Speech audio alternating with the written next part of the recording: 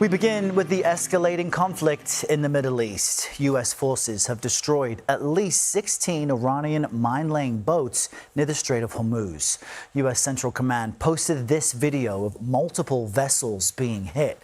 Yesterday, President Trump warned Tehran that if it puts any mines in the waterway, the, quote, consequences will be at a level never seen before, end quote. And multiple vessels have been hit by projectiles in or near the strait.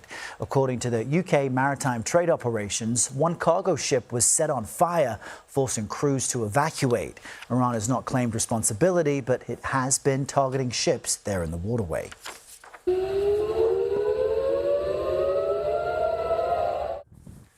Meanwhile, Iran appears to be ramping up its retaliation efforts. Overnight, its forces launched more missiles and drones targeting Israel and neighboring Gulf nations. Iran also claimed it targeted a U.S. base in Kuwait. The Pentagon says approximately 140 U.S. service members have been wounded in the conflict so far, 8 of them severely, and that is in addition to the 7 soldiers who have been killed. Questions remain, though, over the justification for this war, with President Trump saying Iran was going to strike U.S. targets within just 3 days. Nancy Cordes asked White House press secretary about that claim. But there are no U.S. leaders or Israeli leaders who are making those same claims. So is he making this up to justify his decision to go to war now? The president is not making anything up, Nancy. Iran chose this path to death and destruction. Iran wanted to attack the United States of America, and the president was not going to sit back and allow that to happen. Within 3 days, they were going to strike? He was not going to sit back and allow that to happen, and everyone in this room should be grateful for it. And we've got team coverage on all these angles for you this morning. Ramy and Inocencio is standing by in our London bureau, but let's begin with CBS News correspondent Natalie Brand at the White House. Good morning, Natalie. We keep hearing what appears to be shifting rationale and endgames from the White House. So what is the Trump administration now saying, and are lawmakers buying it? Good morning, Errol. Well, Republicans over on Capitol Hill continue to express support for the operation, saying it was overdue and that they support the mission of trying to make sure that Iran never has nuclear weapons. Democrats, on the other hand, they've accused the administration of having changing rationales and end goals and really wondering what the end strategy is here. Now, we've heard the administration and specifically the president say that he believed Iran was going to attack and try to take over the Middle East. You heard Nancy press Caroline Leavitt on that point. But in addition to rationale, there's been a lot of mixed messages about the timeline, especially after the president told CBS News earlier this week that he believes the operation is almost complete. Caroline Leavitt yesterday said that the initial timeline was about 4 to 6 weeks, but that they are ahead of schedule, and that ultimately it will be the president who determines when the objectives they've laid out are complete. Now, in terms of those objectives, again, Democrats wondering if they are changing, with some Republicans, including Senator Lindsey Graham, appearing to call for total regime change. Take a listen to these very different viewpoints over on Capitol Hill. There's no way you can say you won this war with an Ayatollah in charge. No way you can say that. If anybody like him is in charge, we've degraded their capability, but we have not gone to the source of evil. It is concerning, it is disturbing, and I'm not sure what the end game is or what their plans are. They certainly have not made their case. Americans don't want this war. Americans are sick and tired of forever wars, and there's no timeline here, no seeming end game, no strategy for what success is. Now, CBS News has confirmed that the estimated cost of munitions during the first 2 days of the operation is estimated at $5.6 billion, again, in just those early strikes. Yesterday, Defense Secretary Hegseth said that Tuesday would be the most intense day of strikes, but the Pentagon officials also touting that Iran's ballistic missile capabilities have degraded or down by 90%. And drone attacks, they say, are down by around 85% as this continues, Errol. All right, Natalie Brand at the White House. Thank you, Natalie. CBS News foreign correspondent Ramy Inocencio joins us now from our London bureau with more on this. Ramy, good morning. Tell us more about the Iranian mine-laying ships struck by the U.S. What's the latest there? Sure, Errol. Good morning to you. The U.S. military says that it's hit and destroyed at least 16 Iranian ships that have been, what it says, laying mines near the Strait of Hormuz. And U.S. Central Command released a montage of this yesterday, explosions of at least 8 ships by my count there. In many, you can actually see the projectiles flying in, then slamming into those ships. U.S. officials also told CBS News that Iran might be preparing to deploy mines to keep that chokehold that it has on oil going out. And if you remember this week, the IRGC, the Iran Revolutionary Guard Corps, warned that not even 1 liter of oil would get out.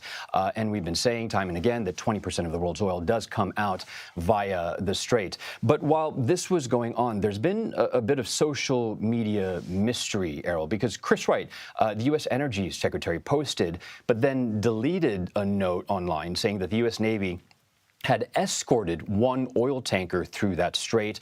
But then the White House said that didn't happen, then blamed a staffer. And the IRGC also said that no ship had sailed through. But again, you remember General Dan Kane yesterday when we were listening to that update said that they are looking at a range of options to open up the strait.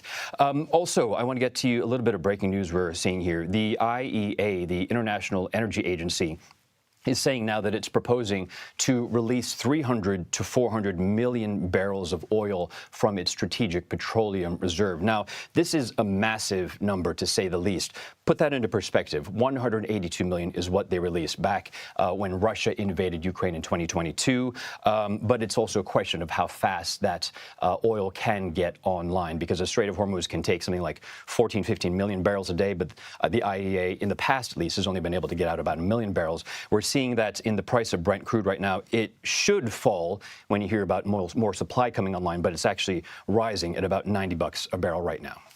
And Ramy, good to get that latest information to our viewers. Meanwhile, Iran is saying that it launched its 35th wave of attacks today. Update us on that and where things stand. Yes, day 12, continuing the fighting back and forth here. Reports have been coming in, we're seeing, from Iran's neighbors, Iraq, Kuwait, Saudi Arabia, the UAE, and more specifically Dubai, one of the 7 emirates of the UAE. With Iraq, a U.S. diplomatic site in Baghdad, which is known as the Baghdad Diplomatic Support Center, was hit by a drone that's believed to have been fired from militias inside Iraq that get support from inside Iran.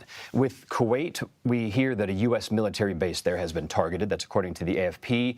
And with the UAE, booms have been reported there in the past couple hours after air defenses were activated. And Dubai has been temporarily closed down, or was temporarily closed down, because 2 drones fell near the airport. It injured at least 4 people.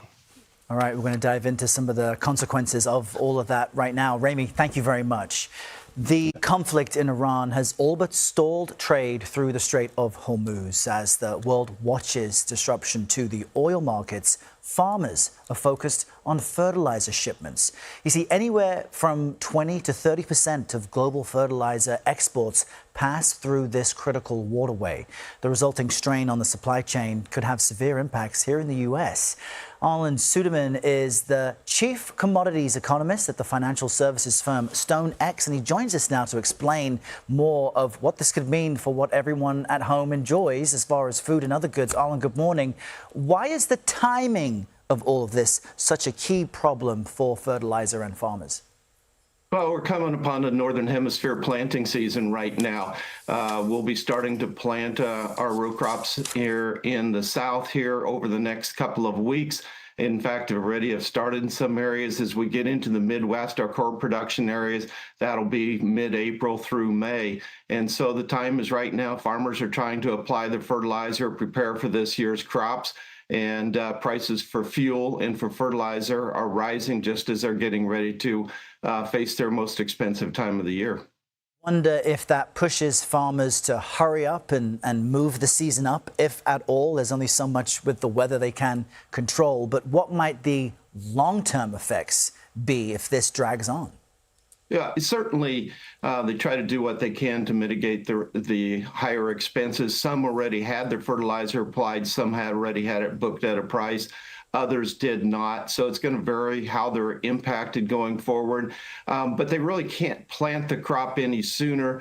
The main thing is getting their inputs into the ground. And so they can put fertilizer prices in. The question they face is, how long will this last? Now, if this comes to an end tomorrow or next week and we see the Strait of Hormuz opened up, then those prices quickly drop back down once again. If this continues for another 3 to 4 weeks, prices escalate more. So it's a risk that they face. They have to determine, do I take the price that I have now, which narrows things up? Do I risk that it might come down here in a couple of weeks or go more expensive? They're having to face those decisions right now, caught unawares. And so it's just going to add to the bottom line. But the one positive out of this, if you will, it's kind of a two-edged sword. As fertilizer costs go up and as fuel costs go up and inflation risks go up, the strongest correlation among commodity sectors between inflation and the commodities is the grain and oilseed sector. So as inflation risks go up, a lot of fund managers want to own the grain and oilseeds. And so the market for what they sell actually goes up as well, not as fast of a pace. So they don't recover everything they're losing here, but it does help. Interesting to see that the linkages there, and U.S. farmers have been through so much. We know they're resilient, but we'll keep them in mind as we continue to report on this. Arlan Suderman, thanks for joining us today.